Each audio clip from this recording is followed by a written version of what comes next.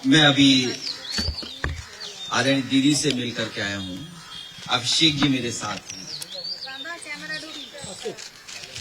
हमें याद है जिस समय निष्पक्ष चुनाव हुआ,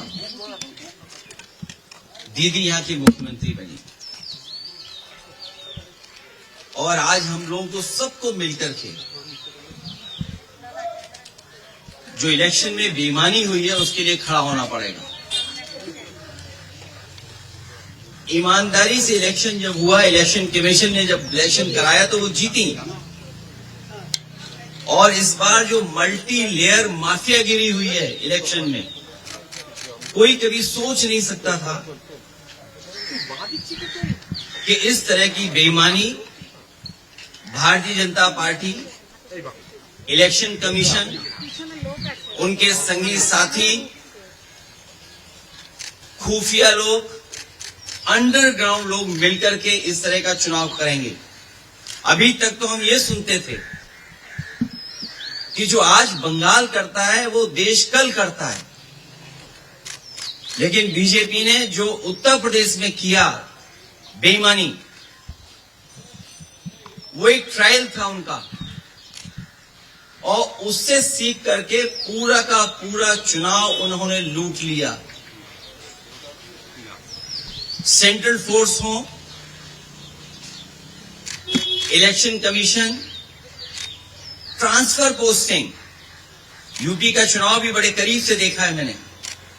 न जाने कितने अधिकारियों की हम शिकायत करते थे, न कभी डीजीपी हटा, न कभी चीफ सेक्रेटरी हटे, न कोई डिस्ट्रिक्ट का अधिकारी हटाया उन्होंने। लेकिन जब बंगाल का चुनाव हुआ, पूरा का पूरा स्ट्रक्चरली उन्होंने अपना बनाया और उनको निर्देश दिए गए कि आपको चुनाव हराना है। आप में से बहुत सारे साथी होंगे, अब तो फोर्स के कई लोगों को 15 दिन की छुट्टी दी है, लीव। इतनी छुट्टी कभी सेंट्रल फोर्स को कभी नहीं मिली। अभी सुना है कि 15 दिन की छुट्टी दी गई है। और जिस तरह का व्यवहार यहाँ हो रहा है पॉलिटिकल वर्कर के साथ, पार्टी ऑफिस के साथ, हम लोग भी सरकार में आए और सरकार से गए, कभी कभी किसी वर्कर, पॉलिटिकल वर्कर के साथ इस तरह का व्यवहार नहीं हुआ। चाहे हमारे साथी अभिषेक हों, आदरणीय दीदी हों, उनको सिक्योरिटी की थ्रेट हो, जिन्होंने इतनी सेवा की हो लोगों की, आखिरकार किसकी ताकत की वजह से ही कर रहे हैं। और मैं तो वो तस्वीरें दिखाना चाहता हूं जो कभी यूपी में तस्वीरें बनी थी इलेक्शन में। ये शायद तस्वीर आपने सबने देखी होगी, ये तस्वीर तो देखी होगी आपने। इससे ज्यादा भयानक काम यहां हुआ है। अगर बुलेट्स के डरा करके वोट डाला जाएगा तो कौन जीतेगा? आप बुलेट से डरा रहे हैं वोट के लिए, और इलेक्शन कमीशन निष्पक्ष नहीं है, बीजेपी के सहारे पे काम कर रहा है। जब बाई इलेक्शन उत्तर प्रदेश का हुआ था, मैं लोकसभा में अपने सभी मेंबर्स को लेकर के, कफन लेकर के गए थे हमारे सांसद, और इसलिए लेके गए थे कि स्पीकर को दे दें जिससे कि इलेक्शन कमीशन तक ये चला जाए, क्योंकि हम लोगों ने कहा कि इलेक्शन कमीशन ही मर गया है। और ये बात हम यूं ही नहीं कहते थे ये तो पहली तस्वीर है।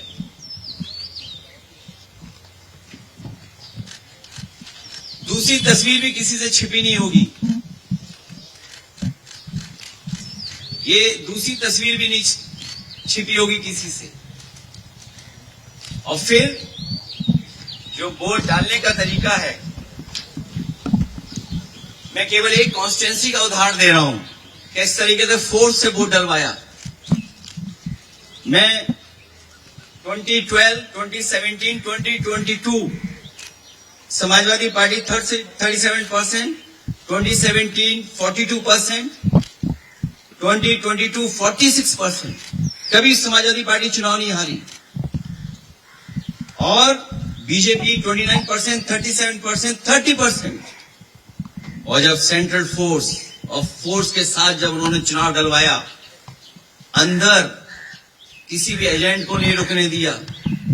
बंगाल में भी यही किया कि जो पॉलिटिकल पार्टी के पोलिंग स्टेशन के अंदर जो एजेंट्स होते हैं उनको धमकाया, डराया और न जाने क्या क्या तरीका अपनाया होगा।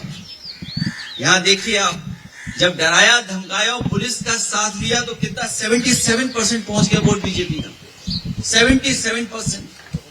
ये वो डेटा मैं दिखा रहा हूं जो इलेक्शन कमीशन के पास भी अवेलेबल होगा। ये तो पूरे इलेक्शन की प्रक्रिया ही बदल दी इन्होंने। और अब तो ऐसा है, बीजेपी की सरकार में इलेक्शन कमीशन से मिलकर के पहले आपको रिजल्ट मिल जाएगा, सर्टिफिकेट मिल जाएगा, उसके बाद काउंटिंग होगी, उसके बाद वोट पड़ेंगे, उसके बाद वोटर लिस्ट ठीक की जाएगी। पूरा चुनाव ही अलग कर दिया इन्होंने, पूरी चुनाव की प्रक्रिया ही बदल दी इन्होंने। और आदरणीय दीदी इनकी आंखों में खटकती हैं।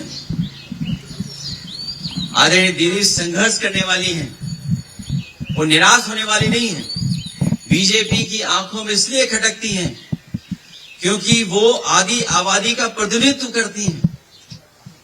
और भारतीय जनता पार्टी के लोग जो पुरुषवादी हैं, सामंतवादी हैं, कभी नारी को बढ़ते हुए नहीं देख सकते। इन्होंने नारी को